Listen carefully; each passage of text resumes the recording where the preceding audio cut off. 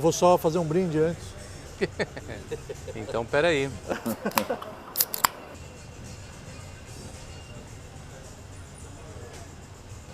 Saúde, Lechaim. Saúde. Lechaim, a vida.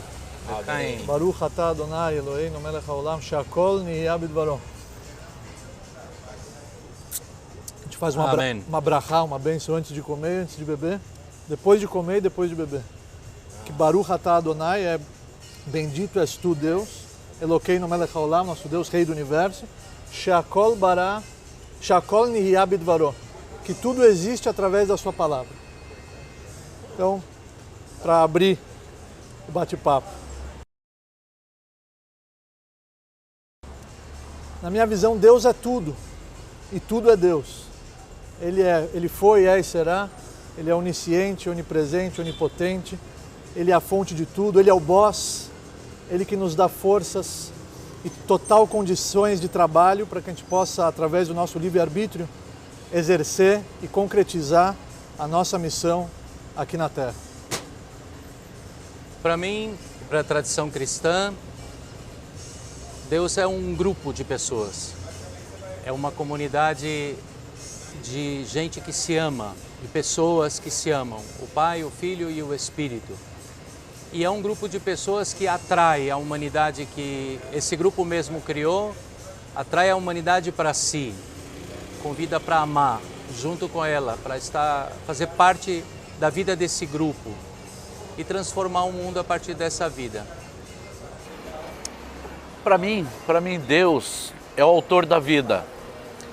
Deus é aquele que se manifesta através do Deus Pai, Deus Filho, Deus Espírito Santo, que são três, mas que são um, que é o mistério da Trindade. E cremos que, por causa dele, a vida existe, porque ele é o autor da vida. Eu estava olhando aqui para a cerveja, eu lembrei de uma piada. É que uma vez um homem estava na varanda da casa com uma cerveja. Aí a mulher entrou e ele começou a falar, eu te amo, eu te amo. Aí a mulher falou, mas você que está falando ou a cerveja que está falando por você? Ele, não, sou eu falando com a cerveja. Eu olhei a cerveja e me lembrei. Se existe vida após a morte, existe vida após a vida. Esse mundo é um corredor e a nossa verdadeira essência é a nossa alma, é o nosso espírito. Esse é o nosso eu verdadeiro. O corpo é só a roupa, né? Ninguém vai falar que se eu fizer isso aqui, é o paletó que está se mexendo, é a minha mão que está se mexendo, é o meu braço que está se mexendo. Então o corpo é a roupa, mas é a alma que é a fonte da vida.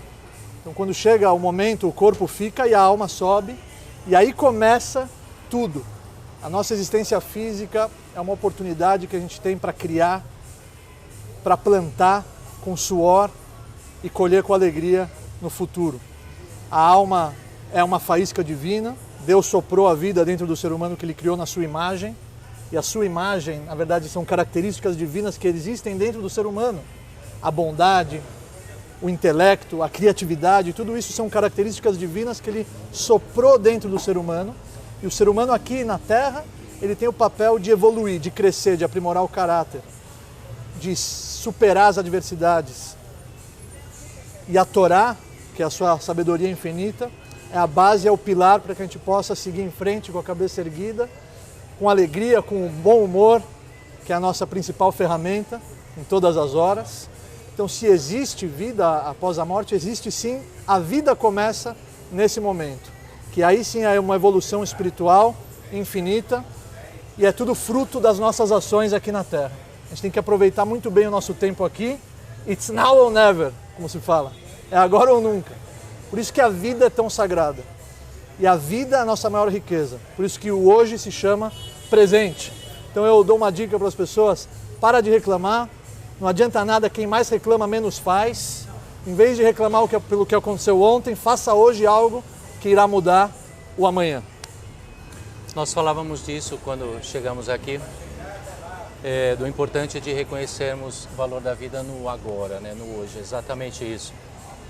Para nós no cristianismo, a vida começou, Deus a criou, mas ela não acaba nunca, ela é eterna, para sempre. Portanto, a morte é apenas um fenômeno da vida, um momento da vida. Ele não encerra. A vida é eterna, ela não acaba. Então, se há vida depois da morte, claro que há, porque a vida não pode ser vencida. Ela foi criada e ela dura para sempre. Talvez a única coisa que no cristianismo tenhamos de diferente da abordagem do judaísmo é a separação de alma e corpo, né? Na escatologia cristã, que é o nome que se dá a esse assunto, são 2000 anos de escatologia, em comparação ao judaísmo não é tanto, mas talvez seja nesses 2000 anos o assunto que mais gerou divergências e polêmicas. Para nós, o corpo e a alma são o que somos, juntos, nunca separados. E o que vai ao encontro de Deus somos nós inteiros, corpo e alma. E o corpo é glorificado porque ele não é isso que nós vemos aqui, ele é mais que isso. Mas é apenas, a meu ver, né, uma forma de dizer a mesma coisa, com outros elementos teológicos, mas no fundo é a mesma coisa. O mais importante é que a vida não termina nunca, por isso ela é tão valiosa e deve ser resgatada, protegida e defendida hoje, agora, e bem vivida no humor, na alegria, hoje, agora. Eu creio que a vida após a morte, porque a morte ela entrou no mundo por causa do pecado. E o pecado ele trouxe a morte, e a morte dói muito. Estava conversando com o padre, falando da morte do meu genro, 30 anos de idade, e ainda mexe no meu coração, ainda mexe. É o resultado da morte. Mas Jesus Cristo ele disse assim: eu vim para que tenham vida e a tenham em abundância. Então Jesus veio para poder morrer na cruz e pagar o preço daquilo que nós não tínhamos preço para pagar. Então ele pagou por nós para que nós tivéssemos essa vida em abundância, uma vida eterna que vamos viver no seu reino, de acordo a palavra que nós temos estudado e aprendido, que é a palavra do nosso Deus tremendo e maravilhoso. Quando perdi o meu genro, eu disse uma palavra para minha esposa, disse para minha filha, uma palavra que Davi, ele disse quando ele perdeu o filho dele. Davi disse, quando perdeu o seu filho, nunca mais ele virá a mim, mas certamente um dia eu irei a ele. Essa é a esperança que eu tenho, por causa do sacrifício de Jesus e por saber que ele tem uma vida eterna e que não me cobra por isso. Foi ele que pagou por isso, foi ele que deu a sua vida por isso, não foi eu. Então não é por meu mérito, não é por minha capacidade, não é por mérito de ninguém e pela capacidade de ninguém, mas é por aquilo que ele fez por amor de nós. Ele disse, eu vou e vou preparar lugar, e eu voltarei e os levarei para que vocês estejam onde eu estiver. É assim que nós cremos. Por isso, mesmo sabendo que a morte dói, que ainda dói, quando perdemos alguém que nós amamos, essa convivência, isso dói, ainda dói muito, mas alegra de saber que não é adeus, nunca mais, até logo. Logo a gente se encontra. Por isso eu creio na vida após a morte, por causa desse sacrifício maravilhoso de Jesus. Qual é o nome do teu genro? Júnior, Sidney Silvestre Júnior. Ainda de acordo com essa visão que eu citei, que a vida é um corredor e que é uma passagem, é igual no ônibus. Quando você sobe no ônibus, às vezes tem uma pessoa do teu lado que ela desce antes de você. Aí você, poxa, eu gostei tanto do nosso bate-papo, por que você já está indo embora? Você não gostou de mim? Não, é que ele embarcou no ônibus já com a intenção de descer naquela estação. Mas a vantagem desse ônibus é que ele vai poder encontrar ele. Desceu. Cada um tem uma missão aqui na Terra e cada um tem um tempo que lhe foi ofertado para concretizar essa missão. E quando ele concretiza essa missão, já não faz mais sentido ele ficar aqui nas favelas, se ele pode ficar lá em cima nas mansões de Alphaville. Então o Júnior com certeza está num bom lugar. Amém. Está torcendo por toda a família. Amém, amém. E é o que Eclesiastes fala, capítulo 13 de Eclesiastes, ele diz: tudo tem o seu tempo determinado, e há tempo para todo o propósito debaixo do céu. Há tempo de nascer e tempo de morrer. E assim segue. Então, há o tempo determinado que eu não sei, nós não sabemos. Agora, o que não vamos fazer é brigar com Deus a respeito disso. Deus é bom. Deus é sempre bom. E certamente vai valer a pena confiar em Deus. Amém. O inferno, pela visão judaica, não existe. Essa visão do inferno que as pessoas têm do gibi, com o diabinho, isso não existe. O que sim existe é a visão cabalística, que a Cabalá é a parte mística esotérica da Torá, que é a Torá oculta.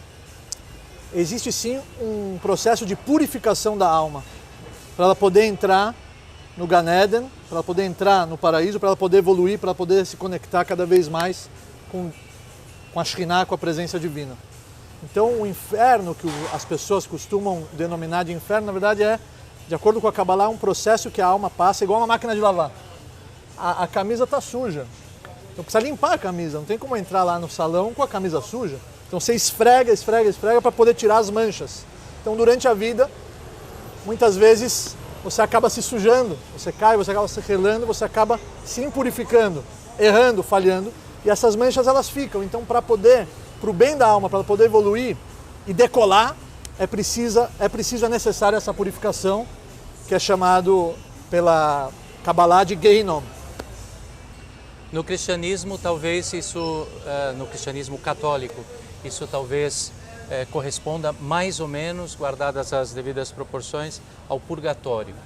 A ideia do momento em que purgamos nossas manchas ou lavamos nossas manchas. Mas o inferno nós consideramos ser uma opção da liberdade humana.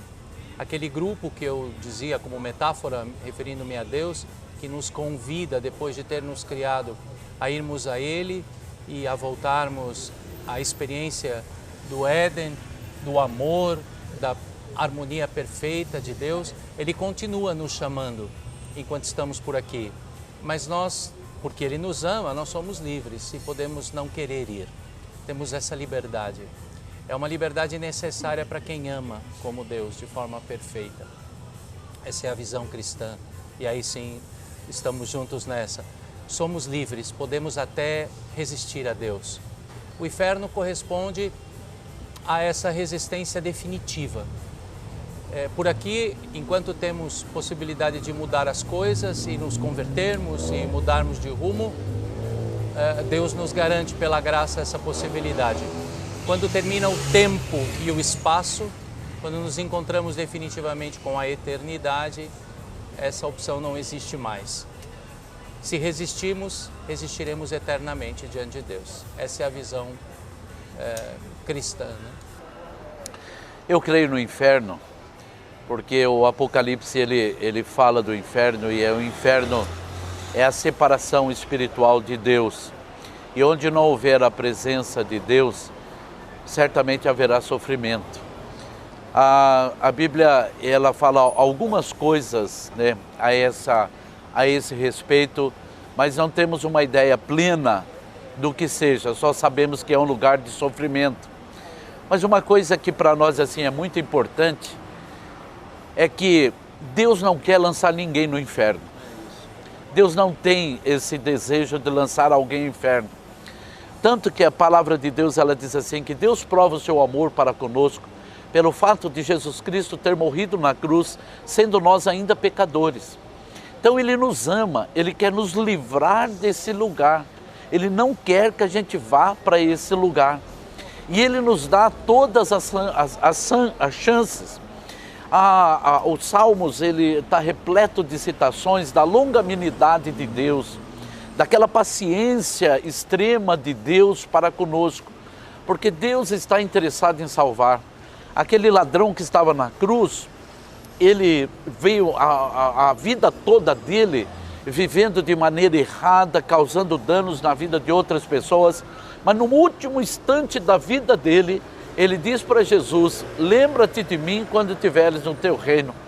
E o Senhor diz aquilo que Lucas diz muito bem: hoje mesmo estará comigo no paraíso. E alguém pode dizer assim: puxa, ele viveu a vida dele inteira errada, ele fez tudo errado, ele danificou pessoas e agora então ele vai para o céu? Mas essa é a intenção de Deus, mas precisa um reconhecimento nosso, um reconhecimento. Então Jesus, ele não quer lançar, mas é aquilo que o padre falou, eu concordo plenamente, somos nós que decidimos, a decisão é nossa. Somos nós que vamos decidirmos o que nós queremos o que nós decidimos tomar, o que nós decidimos comer, o que nós decidimos vestir. E se nós decidimos se queremos Deus ou se não queremos Deus na nossa vida. Mas isso vai ser cobrado da nossa decisão. Então, certamente, aquilo que está escrito lá na palavra de Deus, que diz ao homem está ordenado morrer uma vez só, vindo depois disso o juízo virá sobre as nossas próprias decisões. No final, não é Deus que vai lançar, mas foi nós que escolhemos. Eu, de todo o coração, eu acredito no inferno, mas não quero o inferno para a minha vida. Sabe que eu tenho muito medo? É do medo. Que nós, cristãos, os judeus, não têm isso como elemento, mas nós temos. Nesses 2000 anos, muitas vezes usamos o inferno para meter medo nas pessoas. Isso me dá muito medo, porque esse medo não serve para nada, a não ser para causar um sofrimento tão grande quanto o do inferno ou quase. E para angariar pessoas, o medo nunca é uma opção. Então eu acho que devemos evitar ao máximo usar o inferno ou a desculpa do inferno para botar medo nas pessoas. Isso não pode, isso não vem de Deus. Padre, eu concordo plenamente, tanto que a palavra de Deus diz assim, que o perfeito amor lança fora o medo. É isso. Então, não é pelo medo, mas é pelo amor, Isso eu sou plenamente a favor, hein? E a pessoa querer trazer pessoas para a sua religião, impondo o medo. Não foi assim que Jesus agiu. Jesus não colocou medo em ninguém, tanto que as criancinhas, elas vinham até Jesus, os adultos quiseram impedir. Nós é que inventamos isso. Mas Deus não coloca, o perfeito amor tira o medo. Então concordo plenamente. Os judeus estão livres disso, porque eles não chamam ninguém para a sua própria, como nós, né, mais proselitistas e tal, não é da natureza identitária, né, do judaísmo. E também não ter um inferno é o alívio, né? No discurso, ao menos. Existe uma passagem, Derachei Adarchei Noam, que os seus caminhos são agradáveis. É agradável, é prazeroso. O rei Davi escreve, Kirvat Elokim Litov. Toda essa proximidade com Deus é bom para mim.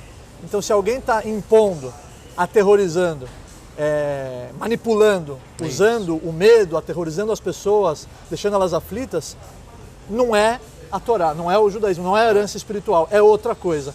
Igual uma vez uma pessoa pegou um táxi e aí ela deixou as malas lá embaixo, falou para o porteiro levar as malas, só que não tinha elevador, era um predinho baixo. E aí ela estava esperando, cadê o porteiro com as minhas malas, onde é que ele foi com as minhas malas? De repente ela vê o porteiro ofegante. Falou, você não trouxe as minhas malas. O porteiro, mas você nem viu, eu deixei elas no corredor. Minhas malas são leves. Você está ofegando, está suando, quer dizer que você pegou outras malas que são pesadas, as minhas são leves. E realmente ele trocou de mala. Então, Derachei Adarchei Noam, os caminhos são agradáveis. E esse tipo de comportamento é triste. Nós enxergamos isso em alguns pontos, em alguns núcleos, e realmente é lamentável. A minha metodologia e a minha missão é sempre orientar com amor, com carinho, abraçando e mostrando.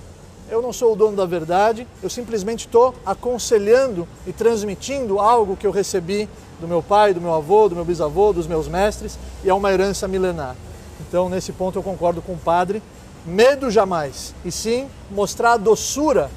Não tem como você explicar para alguém o gosto do mel. É doce, se ele nunca comeu mel, ele tem que experimentar para sentir a doçura. Jesus então, falou isso, essa é a metodologia que a gente usa. Meu peso é leve.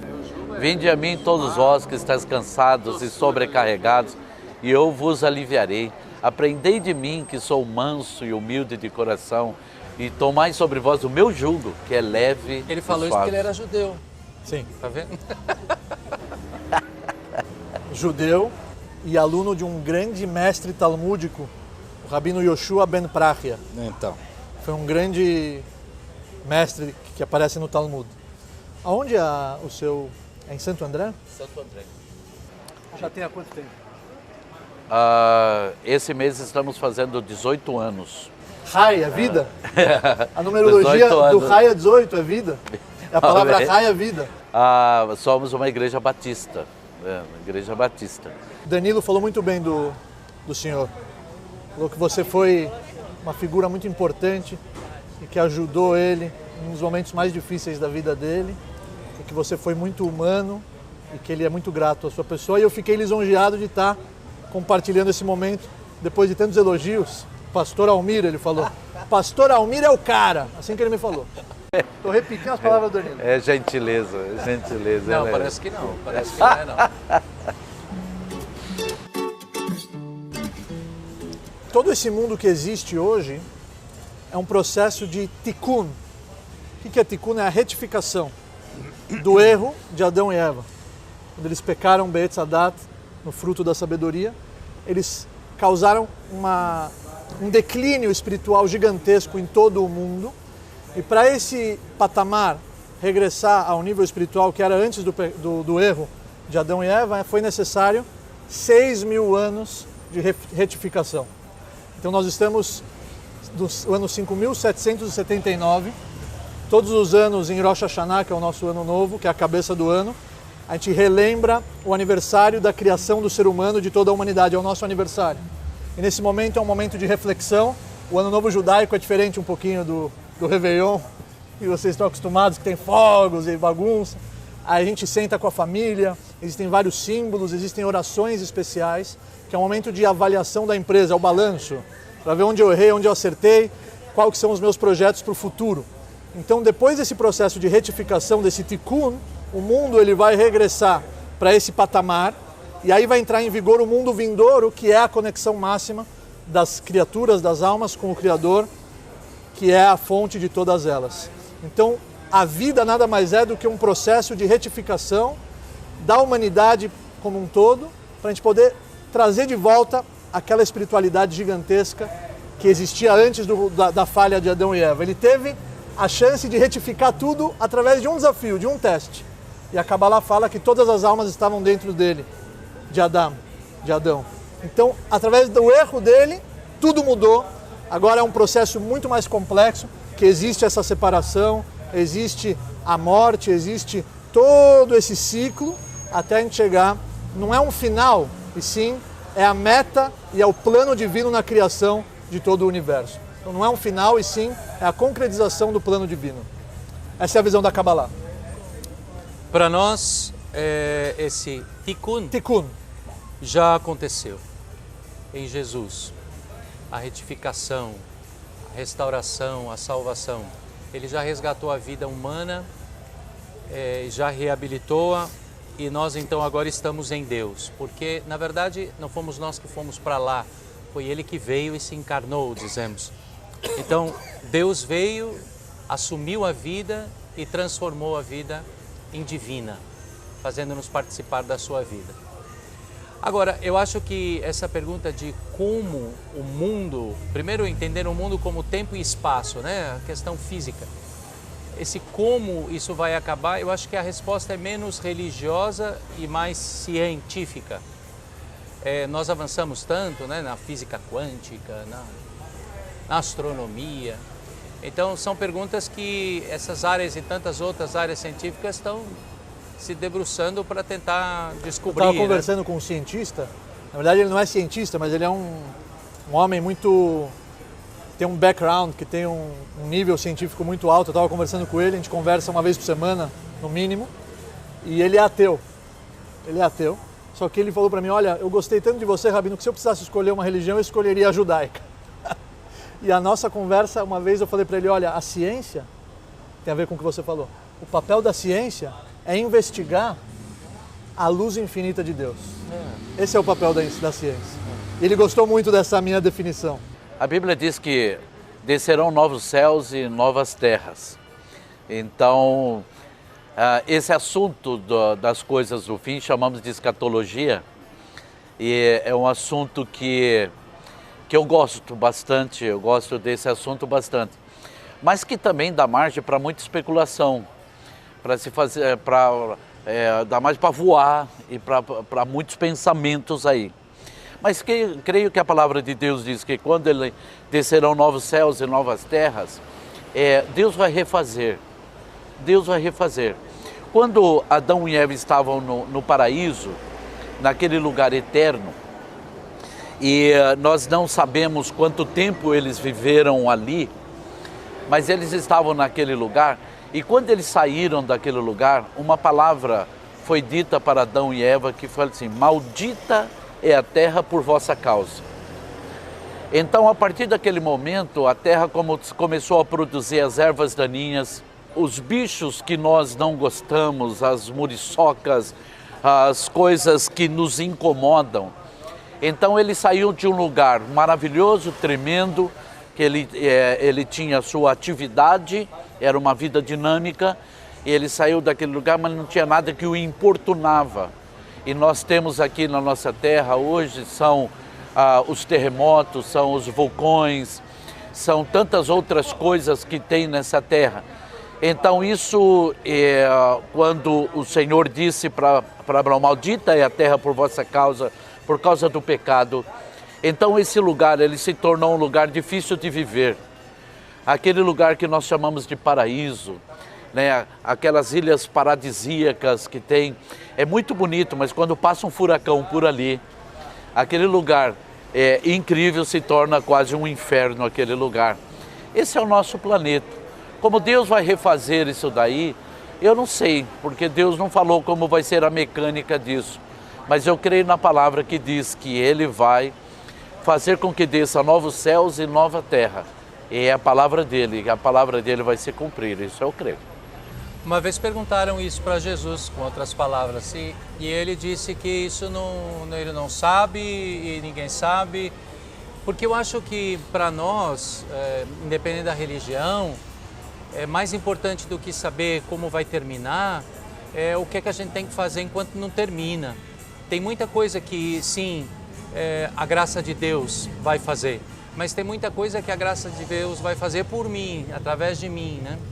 Então, não é porque eu sei que um dia isso tudo aparentemente vai acabar, que eu vou desistir de fazer o que eu posso para salvar.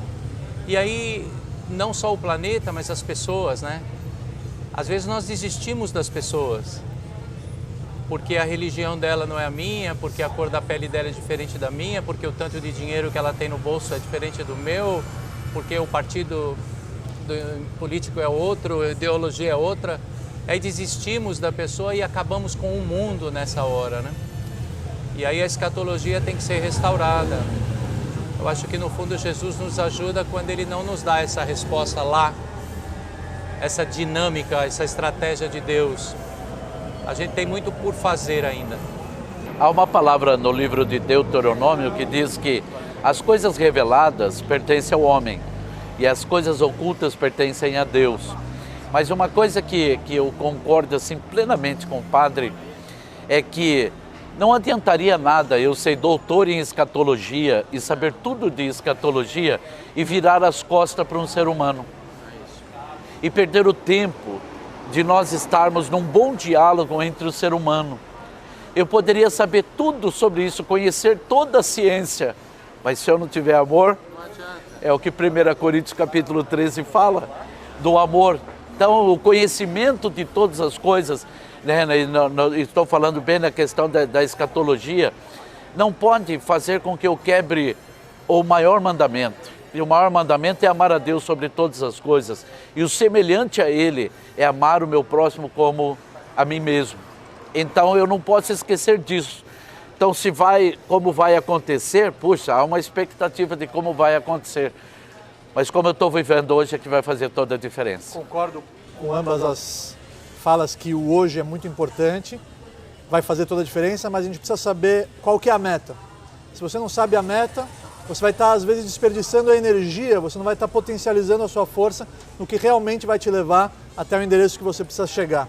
E sobre isso que você falou, de amar o próximo como a si mesmo, houve um sábio que, na minha opinião, toda a Torá que existe hoje, todo o judaísmo que existe hoje é em mérito dele, porque ele tinha 24 mil seguidores, 24 mil alunos, o nome dele era Rabi Akiva, e ele perdeu os 24 mil. Os 24 mil alunos morreram.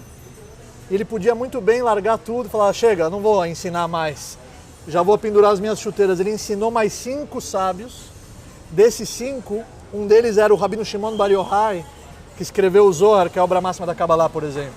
E ele falava, uma grande regra da Torá é amarás ao próximo como a si mesmo. Alguém que ele acumula conhecimento, mas não vivencia e não pratica isso, ele é como se fosse um burro com vários livros nas costas. Essa é a diferença do sábio para o inteligente, na minha visão. O sábio é aquele que aplica a cultura que ele absorveu durante a sua vida. Então a gente tem que buscar ser sábio. Na minha visão, isso é uma missão. Você precisa ter a vocação para poder exercer um cargo de liderança. É uma responsabilidade gigantesca, vocês sabem o que eu estou falando. Você tem que ser o melhor amigo dos seus correligionários, dos seus seguidores, dos seus membros. Você tem que ser aquele que vai estar do lado dele na hora da tristeza, na hora da alegria, dando força. Você tem que abrir mão de muita coisa da sua vida particular em prol do bem-estar do grupo, da comunidade. Mas no meu caso eu amo o que eu faço e eu sinto isso como uma missão. Eu percebi isso quando eu tinha 16 anos, é uma coisa rara, porque normalmente você descobre isso com uma idade mais avançada, mas com 16 anos eu já me identifiquei com isso, porque eu tive um professor, um mestre que me ensinou no colegial, que ele abriu mão de muita coisa para poder se dedicar em prol de um ideal nobre. Então isso mexeu comigo, eu falei, eu também quero fazer algo grande, eu quero dedicar minha vida em prol de um ideal nobre. Então, não existe o ponto ruim, existe sim um sacrifício que você tem que fazer em prol do bem-estar do grupo, da comunidade, da humanidade. Você tem que abdicar às vezes de confortos momentâneos em prol de benefícios futuros. É um grande prazer, é uma alegria, é uma vocação, você tem que amar, porque senão você não vai conseguir impactar. Se você não compra o produto, você jamais vai conseguir vender ele para outra pessoa. Você tem que amar e o que sai do coração entra nos outros corações. Não é verdade? É verdade. E eu acho que também o aspecto assim, quando eu como líder religioso me esqueço que tudo o que eu faço enquanto líder religioso não é para mim, é para uma obra que não me traz nada, não me constrói, mas constrói um projeto que não sou eu e nem é para mim, quando eu me esqueço disso, as coisas se tornam muito ruins para mim e para a minha comunidade.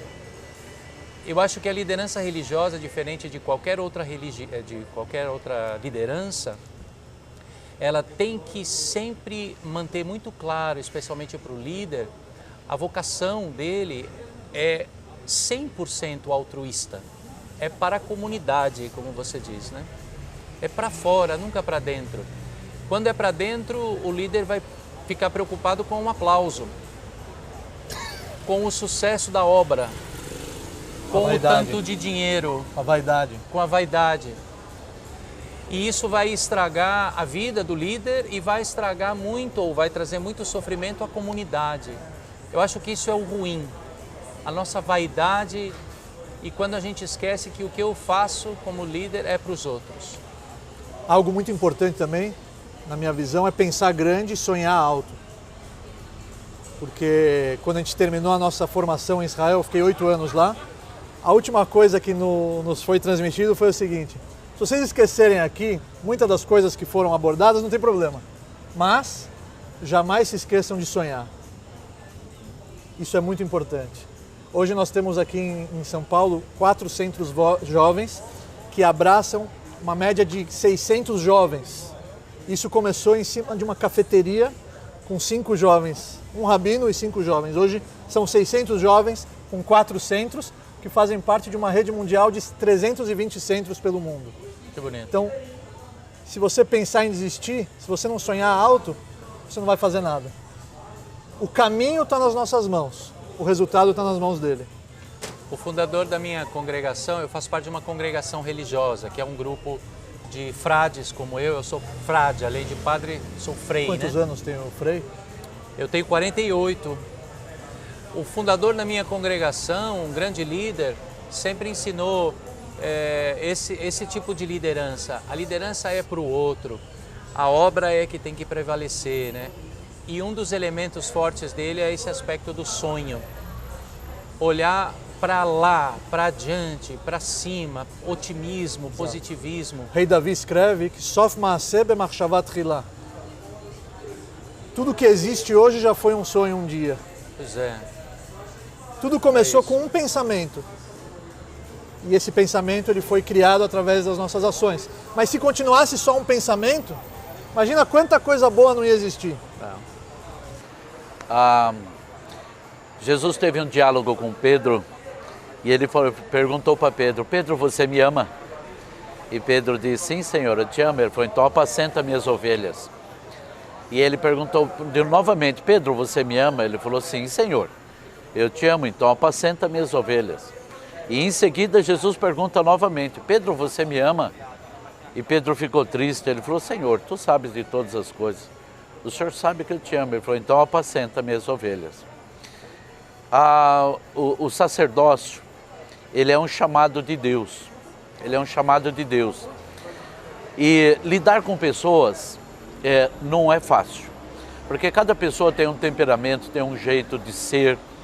Então, muitas vezes, como o Rabino diz, nós vamos ser amigos das pessoas, nós vamos ajudar as pessoas, nós vamos estar presente no sofrimento das pessoas.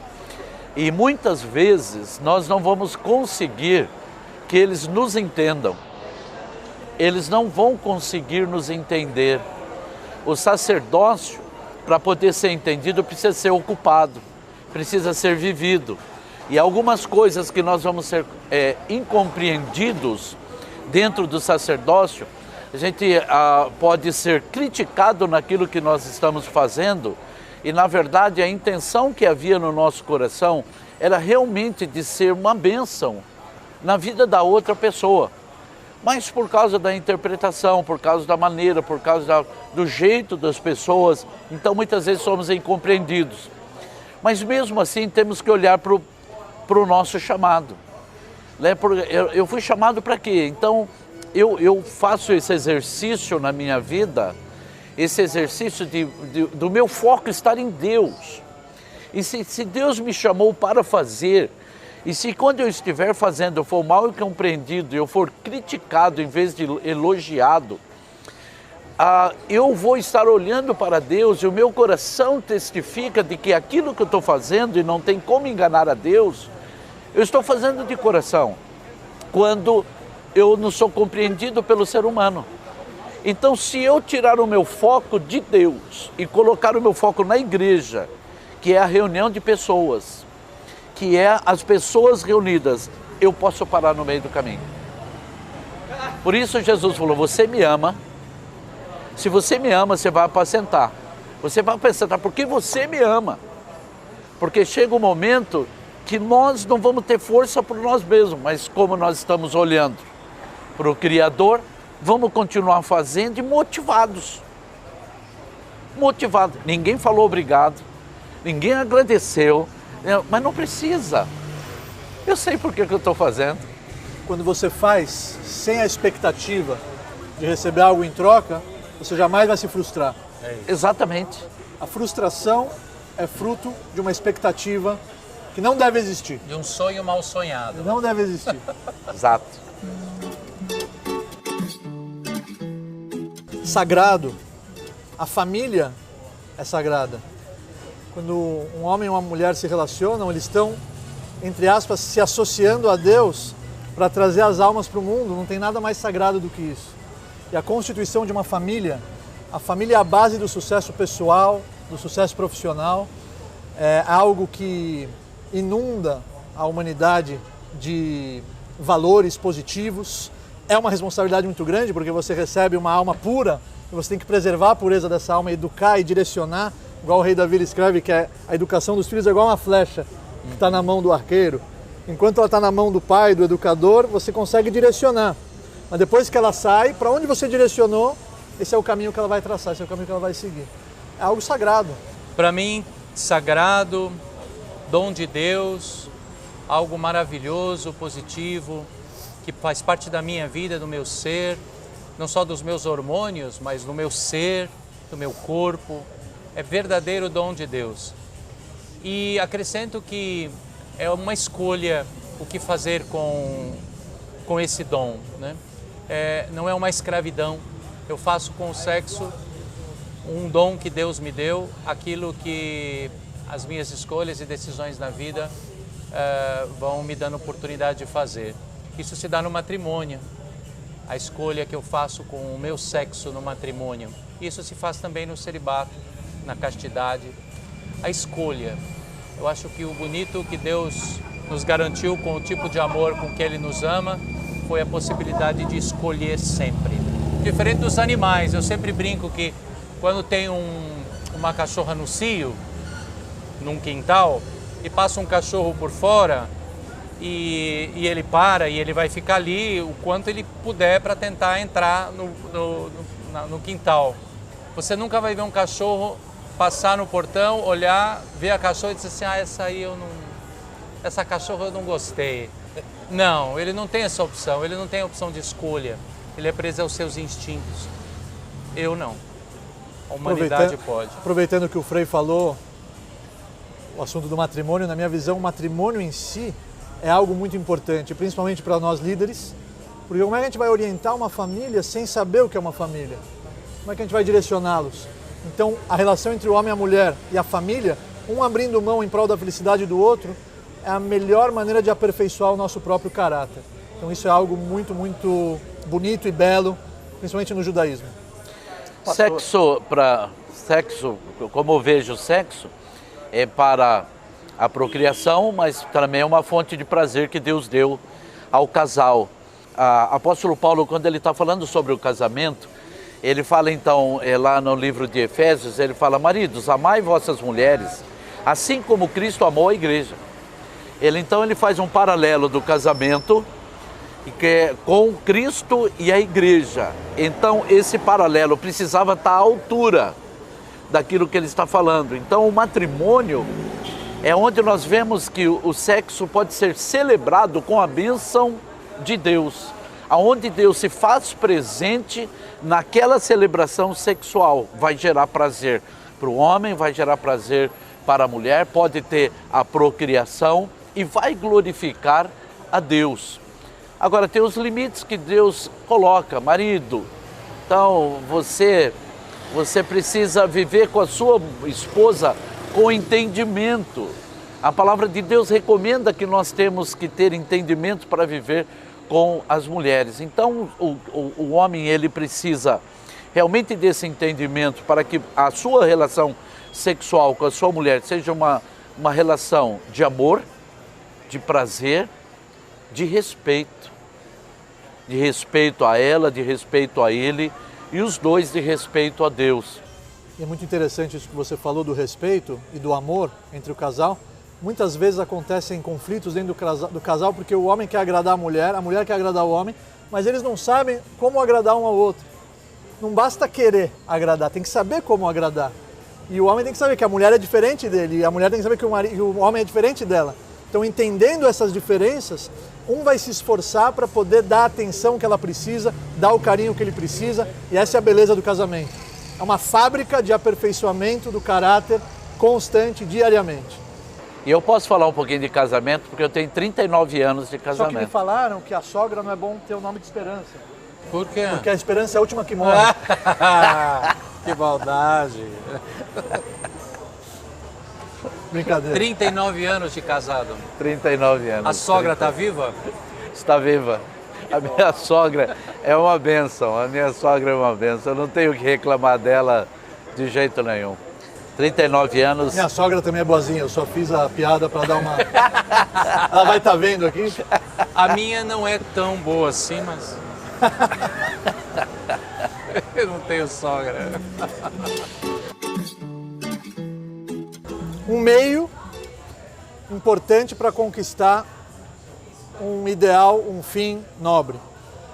Sem dinheiro não tem como você comprar alimento, sem dinheiro você não tem como sustentar a tua família, proporcionar dignidade, sem dinheiro você não pode doar, você não pode ajudar, você não pode fazer caridade.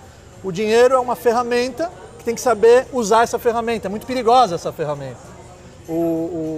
A Torá fala que o teste da riqueza é mais difícil do que o teste da pobreza. Infelizmente, muitas pessoas quando ficam ricas, elas ficam desequilibradas, começam a ficar orgulhosas, esquecem de onde elas vieram. Inclusive eu fui conversar com um empresário, vice-presidente de uma rede de televisão, e quando eu entrei na sala dele eu vi uma caixinha de engraxate. Ele é vice-presidente da emissora. Eu falei, o que é isso? Ele falou, não, é que eu era engraxate. Eu comecei sendo engraxate. Quando ele falou isso, eu falei, fui também. O pastor foi engraxate. Quando ele falou isso, eu falei, uau. Ele não esqueceu de onde ele veio, então ele conserva a humildade dentro de si. Então, na minha visão, o dinheiro é muito importante. Tem uma passagem na Mishnah que se não tem farinha, não tem Torá. Se não tem alimento, se não tem saúde, se não tem força para poder praticar o bem, para poder concretizar metas positivas em prol da humanidade. Então, a visão do dinheiro ela tem que ser uma visão que é algo que vai te levar para um fim melhor, para um fim maior, mais elevado. Não pode ficar bêbado com o dinheiro. E a palavra de Deus diz para nós assim, que o amor ao dinheiro é a raiz de todos os males. O amor ao dinheiro, por amor ao dinheiro, eu não vou ter amor no ser humano. Então coisas, elas são menos importantes e pessoas são mais importantes. Então o dinheiro, ele é bênção, ele não é mal. Tem que saber usar. O amor ao dinheiro, aí extrapola. O amor ao dinheiro. Agora, nós vemos o rei Davi foi bilionário. Rei Salomão mais ainda. Mais ainda. E nem por causa disso não deixou de ser citado na palavra de Deus. São citados. Então o dinheiro não é o problema, o amor ao dinheiro é que pode causar os males. A visão equivocada é que é o grande problema. Exato. Eu acho que a vacina contra o perigo do dinheiro, a doença do dinheiro, é você escolher sempre partilhar. Toda vez que o dinheiro serve só para mim, ele vai ser um veneno. Toda vez que eu decido que o dinheiro, os bens, as coisas servem para mais pessoas, eu vou estar protegido. Inclusive essa semana eu gravei um vídeo no meu canal do YouTube. Aliás, para quem não conhece meu canal do YouTube, editor, pode pôr aqui meu canal do YouTube? By Rav Sani no YouTube, eu coloco lá vídeos motivacionais e alguns vídeos irreverentes 2 vezes por semana. By Rav Sani, é BYRAVSANY Sani. Tá aqui, o editor vai pôr. Tem o Instagram também, que coloca conteúdo bacana lá também, que é @ByRavSani. Eu gravei um vídeo que eu falei o seguinte, já ouviram falar do Maimônides? Sim. Grande filósofo, rabino, médico do rei. Ele escreveu uma passagem que eu sou fascinado por essa passagem, que tem a ver com o que o Frei acabou de citar. Se você tem uma nota de R$100, é melhor você transformar essa nota de R$100 em 100 moedas de R$1 e dar R$1 para 100 pessoas diferentes, do que simplesmente pegar uma nota de 100 e dar para uma pessoa. Exatamente. Porque se você transforma ela em 100 moedas de R$1 e dá para 100 pessoas diferentes, o que você está fazendo com o dinheiro e consigo mesmo? Você está se auto-vacinando e se auto-treinando a ajudar o próximo. E essa vivência, ela reflete no íntimo da pessoa. Essa passagem brilhante de Maimônides, eu gravei semana passada, tem a ver com o que o Frei acabou de citar. Quero ver os teus vídeos. Rav Sani. Rav Sani. Rav em hebraico é rabino. Ravi. É. Coloquei By Rav Sani para dar um charme. Meu maior sonho é chegar no final da minha vida, olhar para trás e falar, eu realmente consegui concretizar metas grandiosas, eu realmente transformei a minha vida em algo significativo, eu realmente vim e venci. Esse é o meu maior sonho. Olha, o apóstolo Paulo, ele disse para Tiago, ele disse assim, cuida dessas pessoas que estão com você aí, mas cuida de ti mesmo, para que não chegue no final, você mesmo venha perder a salvação. E há uma palavra também no Salmo, onde Davi diz assim: uma coisa pedi ao Senhor, e a buscarei, que eu possa habitar na casa do Senhor todos os dias. Exatamente. Lógico que Davi não pediu uma coisa. Davi pediu muitas coisas, muitas coisas. Mas quando ele está dizendo uma coisa eu peço, ele está dizendo de todas que eu estou pedindo, essa é a mais importante. Eu quero habitar na casa do Senhor. Eu já fui menino, eu já fui jovem. Quantos anos tem o pastor? E agora tenho 59 anos de idade. Tá jovem. Meu bigode me denuncia. 5.9 tá jovem ainda. De certo que eu estou muito mais perto da morte agora do que quando eu nasci. Então eu quero partir desse mundo, eu quero abrir os meus olhos. E como os evangelhos dizem assim, ouvir uma voz dizendo assim: vinde bendito do meu reino, vinde para receber tudo aquilo que vos tenho preparado desde a fundação da terra. Então o meu maior sonho é ter a imagem do nosso Senhor Jesus Cristo olhando para nós, dizendo: pode vir. Eu sei que há outras coisas menores aqui. Uma coisa pedi, há outras coisas que eu peço, que eu sei que Deus pode conceder ou não. Se Ele conceder, amém. Se Ele não conceder, eu vou continuar amando esse Deus. O maior sonho é esse, é ser salvo daquilo que eu prego todos os dias. O meu sonho, num horizonte mais baixo que esse, mas certamente o sonho de todo cristão é o mais escatológico, né? Mas olhando para um horizonte mais acessível, é ver a comunidade a qual eu pertenço, a congregação missionária de Santo Inácio de Antioquia, os frades inacianos, que é uma jovem comunidade de 20 e poucos anos de fundação, de uma comunidade pequena de frades, mas que vem crescendo. Eu tenho a vontade e o sonho de vê-la grande em santidade, grande em número e em oportunidade de fazer o bem, de cumprir o seu carisma, a sua identidade, que é o resgate da vida e da dignidade humana. Talvez esse seja o meu sonho mais no horizonte à minha vista. Há uma coisa que eu preciso salientar aqui, um sonho realizado, né? Quando meu filho nasceu, né, e agora ele tem 37 anos, aquele foi um impacto na minha vida, que quando eu vi aquele bebê, eu pensei assim, com 22 anos de idade que eu tinha, eu pensei assim: ele depende de mim, eu tenho que cuidar e sustentar. Foi um impacto na minha vida. E quando ele começou a crescer, tudo, se tornou homem, eu imaginava: poxa, um dia eu queria ser avô.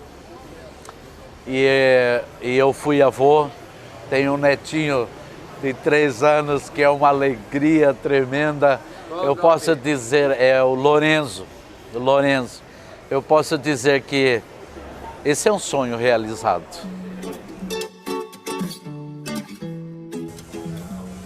Quem sou eu para falar qual que é o pior? Mas na minha visão, a ignorância é o fruto de toda a tristeza. É algo muito grave. A pessoa, ela não buscar o conhecimento, ela viver a vida por viver. Igual tem uma música assim: deixa a vida me levar, não é? E vai levando, mas peraí, o que você está fazendo da tua vida?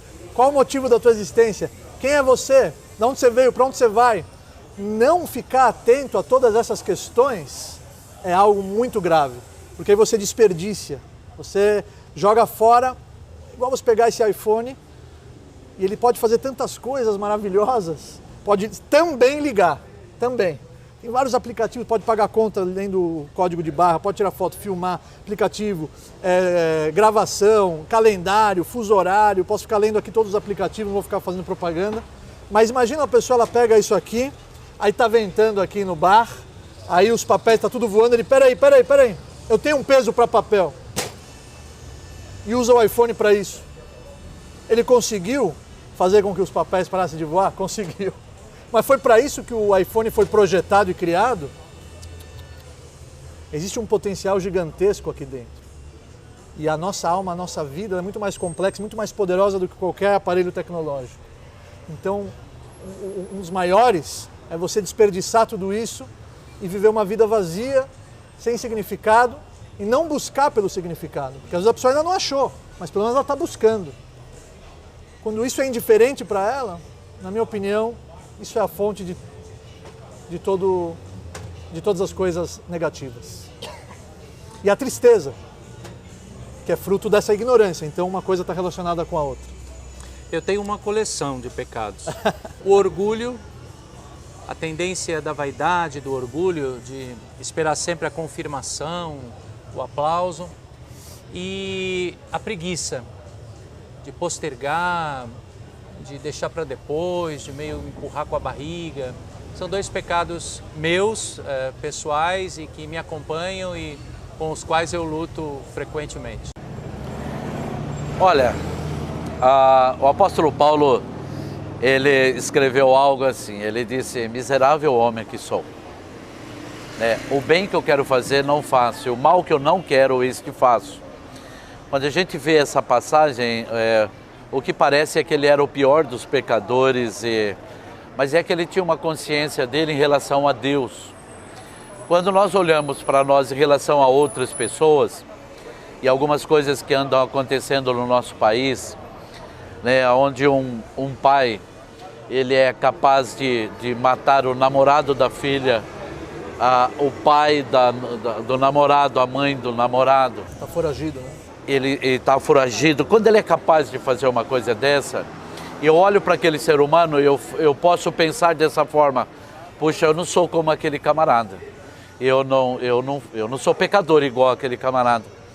Mas quando a gente olha em relação ao nosso Deus santo, irrepreensivelmente santo, maravilhosamente santo, então eu me inclino diante do nosso Deus Todo-Poderoso.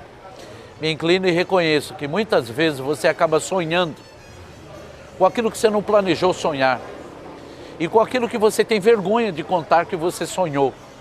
Coisa que foi produzido na sua cabeça e é obra da sua carne. A nossa maior luta é contra o nosso próprio eu.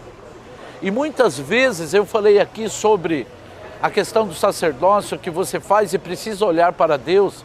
E muitas vezes um dos meus pecados é que você faz as coisas e você está esperando a pessoa reconhecer. No trânsito mesmo.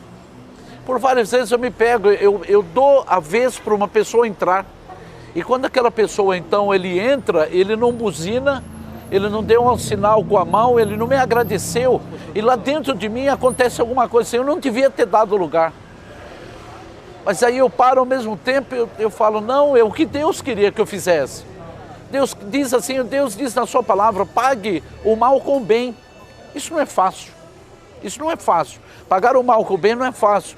Então quando eu olho para Deus, eu me vejo como um miserável pecador, que pela misericórdia de Deus, eu fui purificado pelo sangue de Jesus, por causa do amor e da graça dele, não por causa de mim mesmo, porque ainda sou como Paulo, miserável homem que sou. O bem que eu quero fazer não faço, e o mal que eu não quero, esse faço.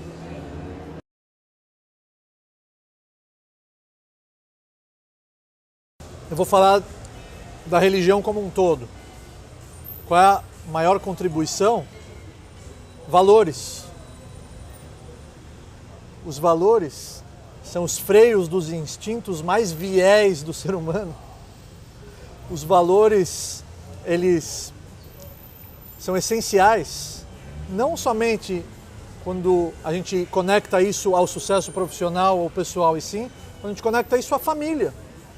Igual eu comentei, que a família é o que tem de mais sagrado e a família é a base do sucesso pessoal e profissional de todos nós. Então esses valores nutrem toda a humanidade e a sociedade com respeito, amor, consideração. O que está acontecendo aqui é algo incrível. Você tem aqui um rabino, um pastor e um padre conversando, respeitando um ao outro. Isso é fruto dos valores. E quem trouxe isso para o mundo foram as religiões. Agora acabou de passar o avião. Era o avião que... Agora a gente acabou de passar a festa de Shavuot. O que foi a festa de Shavuot? Shavuot em hebraico é semanas. Por que semanas? E Shavuot é o dia da outorga dos 10 mandamentos da Torá no Monte Sinai, no deserto, para o povo de Israel.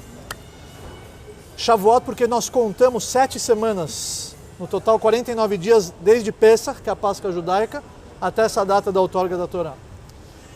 E esses 10 mandamentos, eles nutrem até hoje a sociedade e o mundo com valores éticos e morais. Então essa é a maior contribuição, na minha opinião.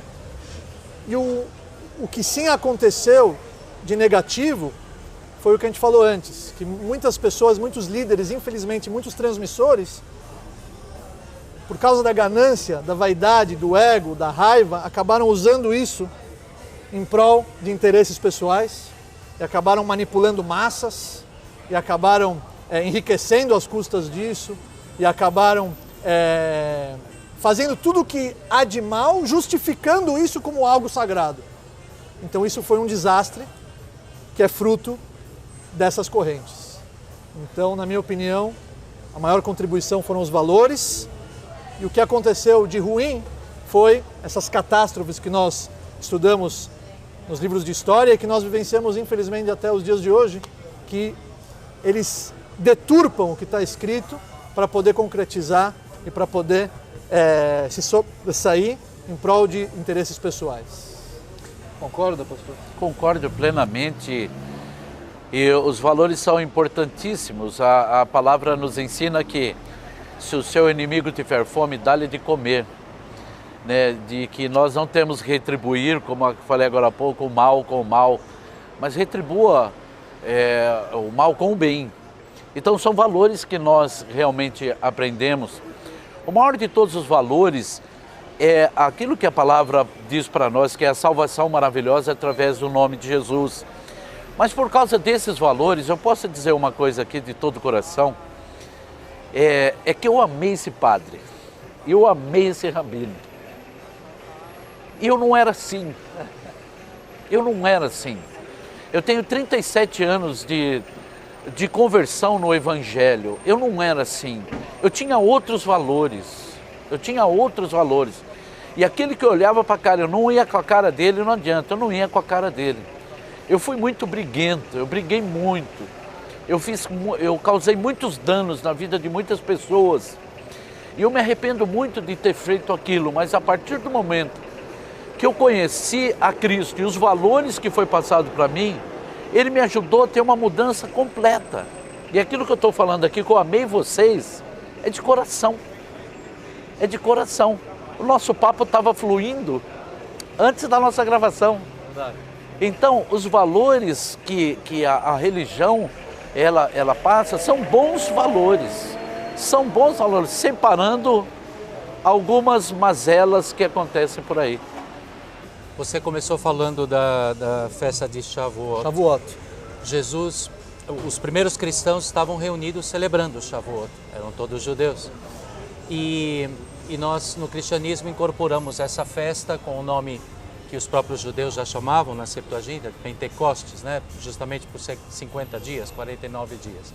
E eu acho que a coisa melhor que a religião carrega e aporta ao mundo é a possibilidade dos valores serem testemunhados, entregues.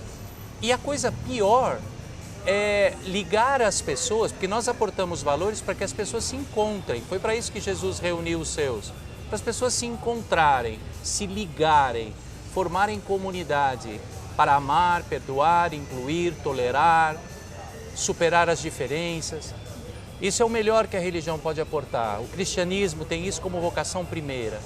E o pior é quando a gente liga as pessoas a listas de obrigações, proibições, a religião como estrutura institucional, ao que tem que ser feito, ao que não pode ser feito. O Papa Francisco, um grande homem, hoje temos na Igreja Católica, e ele diz isso: a nossa religião não é uma lista de obrigações e de proibições. Se for isso, ela é nojenta. A nossa religião é uma pessoa. Jesus é uma pessoa, para que nos lembremos dessa vocação. A nossa religião precisa ligar, unir, promover comunhão. Se não for assim, ela se serve para alguma coisa, é só para coisa ruim que ela vai servir. Ô padre, nós Nós concordamos plenamente, porque nós evangélicos costumamos dizer, nós não temos religião, nós temos Jesus. Essa ideia Eu falo é para os muito meus oportuna. alunos que o judaísmo não é uma religião, é um modo de vida. É uma herança espiritual que nós recebemos há mais de 3.500 anos atrás.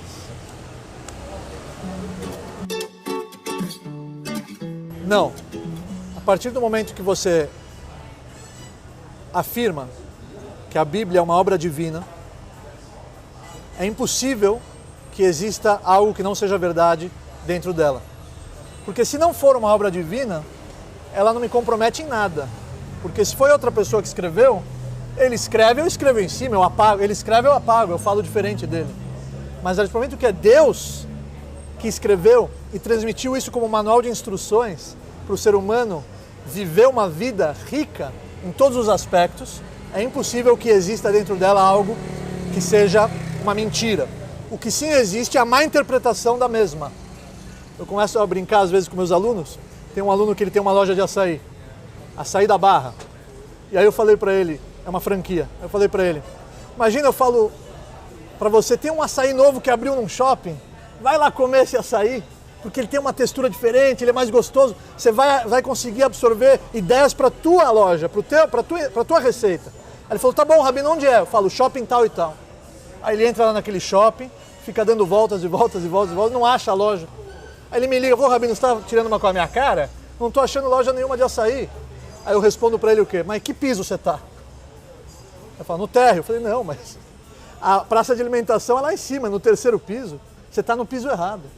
Ele estava procurando no lugar errado e da forma errada, com a visão errada. Então o que sim existe é a má interpretação, você precisa saber interpretar. Você não pode olhar aquilo com um pequeno compilado de historinhas. Você não pode levar isso para a nossa realidade atual. Você precisa mergulhar de cabeça e entender que os personagens dela são gigantes. E tudo que está escrito nela são sinais e mensagens de vidas atuais até os dias de hoje. A mesma Torá que uma criança estuda, um jovem estuda, um adulto estuda, um pai estuda, um avô estuda, o mesmo texto, e sempre ele encontra algo de novo, ele sempre encontra uma nova inspiração para o momento que ele está vivendo naquele dia. Por isso que a Torá é comparada com o leite. O leite é o alimento do neném.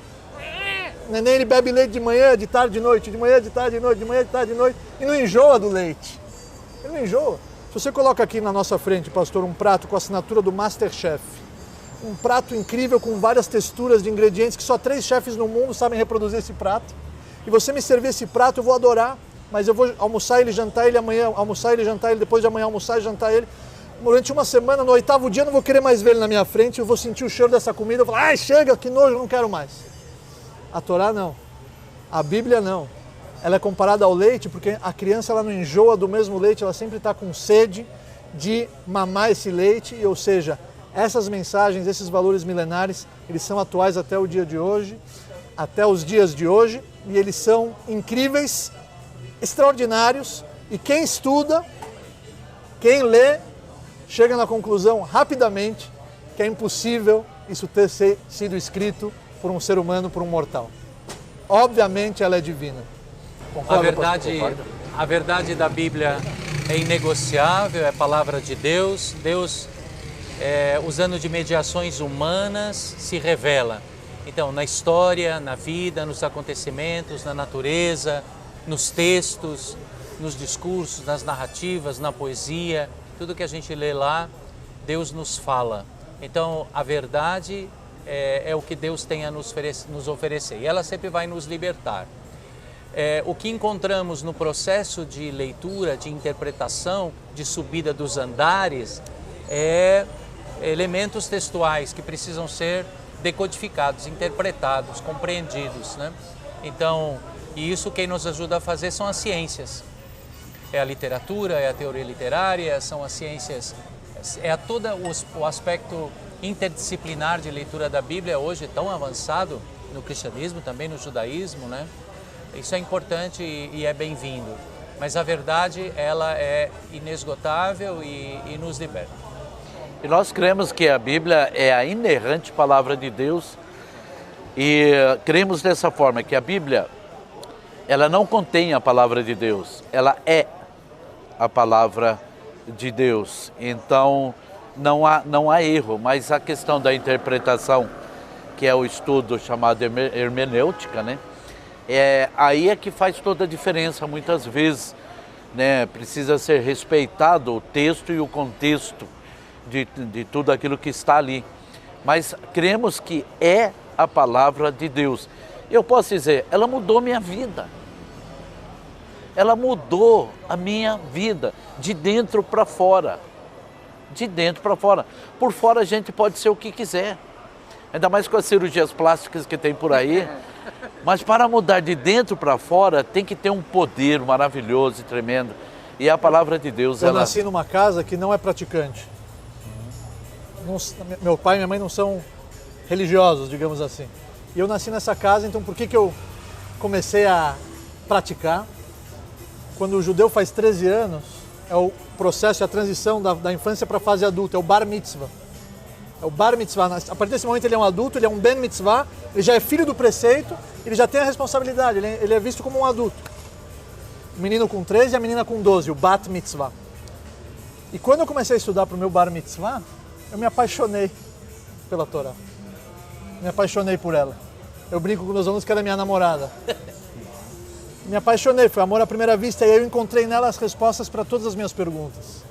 Ela transformou a minha vida e foi lá que começou aquela ideia na minha cabeça, olha, quando eu crescer eu vou querer compartilhar isso com os outros jovens, com a juventude em geral.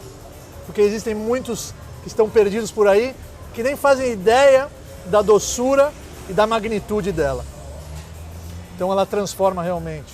E acho que as nossas religiões aqui representadas não são religião de livro. Nós não somos uma religião de livro, nós somos uma religião da palavra. Isso é muito diferente, porque só o livro ensina, convence, mas o que vocês dois testemunharam aqui não é um convencimento, nem um aprendizado, é uma sedução. A palavra seduz. E é isso que nós podemos aportar ao mundo, seduzi-los, seduzir o mundo a partir da palavra de Deus. Dia a dia, corrido, uma loucura. Daqui eu já vou dar uma aula. Nós temos aqui em São Paulo 4 centros jovens, distribuídos em bairros diferentes para abraçar essa juventude. É muito corrido. Eu vejo meus filhos, minha família durante a semana pouco. Quando eu saio, eles ainda estão dormindo. Quando eu chego, eles também estão dormindo. Eu vejo eles mais no Shabat, no sábado. A gente guarda o sábado, que é o 7º dia, quando Deus parou de criar, nós também paramos. Momento de reflexão espiritual. Um dos maiores presentes que o povo judeu recebeu é o Sabat, o Shabat. Mas eu amo o que eu faço. Então isso não é um desconforto, pelo contrário, é um prazer. Então por mais que é corrido, a gente vai, palestra, aula, viaja. Agora eu estava em Madrid com um grupo de 26 brasileiros num congresso mundial dessa rede mundial de centros jovens pelo mundo. A gente ficou lá uma semana intensa, uma programação, a gente visitou 3 cidades, era aquela correria e evento, e palestra, e refeições, e debates, mas quando você faz o que você gosta, com aquele velho ditado, quando você faça o que goste, jamais precisará trabalhar. Então o nosso dia a dia, imagino que o de vocês também, de qualquer líder comunitário, é muito corrido, mas é uma alegria, é um prazer e é uma lição a cada dia. A gente aprende com tudo, principalmente com os alunos. Eu sou pároco, sou responsável por uma paróquia, uma unidade de uma comunidade cristã, católica. Sou professor na faculdade de teologia da Unisal, na área de Bíblia. Sou professor de língua grega, estudei grego antes de entrar na religião, estudei grego em letras clássicas. Fala grego fluente? Falo grego moderno, fluente. Mas sou professor de grego antigo, né? Que também ocupa bastante o meu tempo. Depois sou responsável por um grande grupo. Filósofo é uma palavra grega, né? Filósofo é uma palavra grega. Filo é sem, filósofo é emprego. Filo é amigo. Seria bom, mas não é não. Aliás, seria ruim, é muito melhor que isso. Depois sou responsável por um grupo grande da Igreja Católica, se chama Legião de Maria. Sou também hoje superior da congregação dos missionários inacianos, dos frades inacianos. Enfim, meu dia também muito cheio. E experimento essa boa sensação de que fui seduzido, amo o que faço, isso é o que significa para mim ser feliz e ainda arrumo o tempo de assessorar uma empresa internacional. Pronto. Qual empresa? É uma empresa grega que produz pêssego em calda. Olha só. Vocês já comeram pêssego grego, em algum momento da vida, porque é o pêssego que a gente come por aí. Saborosíssimos. Compre pêssegos gregos. Eu sou envolvido, né, diretamente com a nossa congregação. O meu trabalho, a maior parte do tempo, são com pessoas. Em outros momentos estou estudando para poder trazer os sermões, tudo que a gente precisa sempre estar bem preparado para isso. E além da administração da igreja, que é necessário, que precisa ser. Ou seja, se eu não tomar assim um certo cuidado, a igreja me engole. E eu não vou ter tempo mais para nada e nem para minha família. Então eu preciso da graça de Deus para administrar o tempo de forma que eu faça tudo o que tem que fazer e nem sempre dá para fazer tudo. Né? Sempre fica faltando coisa porque sempre tem mais para fazer do que capacidade que nós temos para realizar. Mas é aquilo, eu concordo plenamente, quando a gente está fazendo o que ama, o dia passa muito rápido demais. E você encontra tempo. Porque quando você dá prioridade para o assunto, você tem tempo. Não existe não consigo, existe eu não quero. Se você dá prioridade para os assuntos, você encontra tempo e consegue exercer. Fora todas as minhas atividades dentro da comunidade, com os centros jovens e com o direcionamento da juventude judaica, eu também dou palestras motivacionais dentro do corporativo, dentro das empresas, motivando as equipes. Eu me baseio nos valores milenares judaicos, mas a linguagem é acessível a todos. Também gravo no YouTube, igual eu falei. Então quando você ama o que você faz e você dá prioridade para o assunto, você encontra o tempo. Ele aparece. É isso aí. Verdade.